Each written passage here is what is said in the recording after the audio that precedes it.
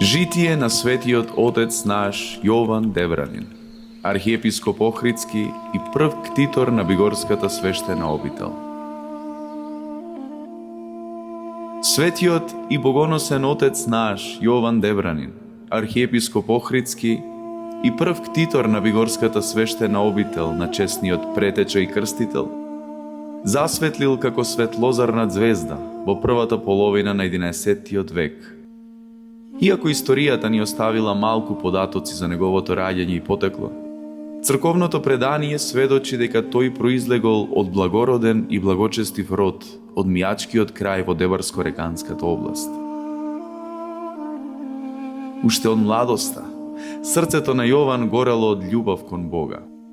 Оставајќи ја суетата на светот, тој примил монашки постриг и со ревност се предал на подвигот на послушанието, смирението и непрестајната молитва, станувајќи подоцна дури и игумен на манастирот на Пресвета Богородица во местноста Агноанника во Река.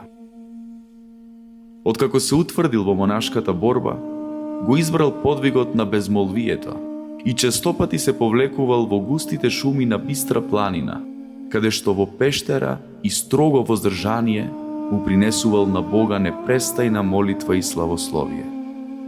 Храната му била оскудна, а животот сокриен од човечките очи, но добро познат на небото. Таму, во таа благословена пустина, се случило и најголемото чудо поврзано со неговото име и со историјата на Бигорскиот манастир. Според древното предание и старите манастирски летописи, на тоа место се појавила чудотворната икона на Свети Јован Крстител, само придојдена во необично блескава светлина, над источникот со пресладка вода, кој до ден денес тече како знак на Божјата благодат. По Божја промисла, токму на смирениот пустиножител Јован, му била откриена оваа голема светиња. Со страв Божји и длабока побожност, тој ја пронашол чудотворната икона на честниот претеча и изградил мал параклис, принесувајќи благодарност кон својот небесен покровител. Иако и дотогаш тој веќе раководел со уредно христоподобно братство, како игумен на Богородичниот манастир, ова чудо станало нов духовен повик и собиралиште. Околу изворот и светата икона почнале да се слеваат монаси-подвижници, привлечени од благодатта и покајничкиот дух на тоа место, како и од светоста и благоста на христолюбивиот старец. Со текот на времето, токму ова благословено средиште, осветено од присуството на Крстителот Господов, се утврдило како ново монашко огниште. Воден од необична пастирска мудрост и широка татковска љубов, Свети Јован, веќе како архиепископ Охридски, во 1020 година, кај чудотворниот извор, подигнал голем храм во чест на Свети Јован Крстител, со што бил поставен темелот на Бигорската свештена обител.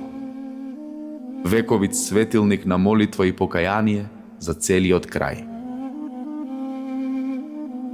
Поради неговата духовна зрелост, добродетелниот живот и угледот меѓу народот и клирот, по падот на Самуиловото царство во 1018 година, ромејскиот Василевс Василий II го избрал Јован за прв архиепископ на Охридската архиепископија.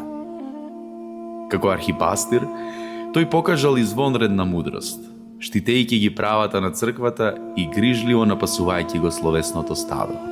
Од историските извори доаѓаме до сознанијата дека светиот архиепископ Јован Охридски, во содејство со Константинополската црква, со пастирска грижа им помагал на скоро покрстениот народ на Киевска Рус, средновековна држава со градот Киев како престолнина, испраќајќи им христијански, мисионерски и свети книги на разбирлив словенски јазик.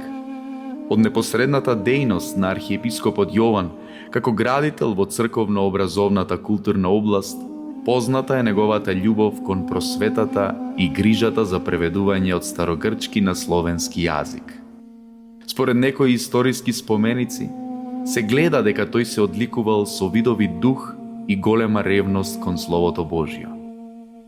И покрај високото достоинство, Свет Јован не го заборавил своето смирено пустинско обиталиште, ниту пак грижата за бигорската обител, која ја сметал за духовно срце на своето служење. Свет Јован се упокоил мирно во Господа во 1037 година, по долги години архипастирски трудови.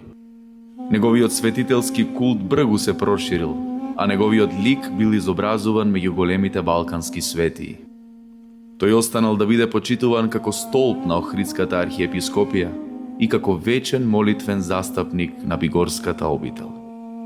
И до ден денес, во Реканскиот и Мијачкиот крај, споменот за него е жив и длабоко вкоренет во срцето на народот, кој со едноставна вера и синовска доверба често му се обраќа во молитва на Свет Јован Дебранин Бигорски, како на свој омилен светија, заштитник и тивок застапник пред престолот Божји.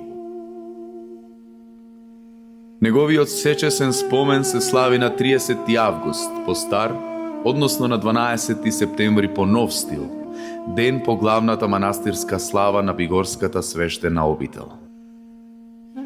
По неговите свети молитви, нека не укрепи Господ и нас на патот на покајанието, верата и љубовта. Амин.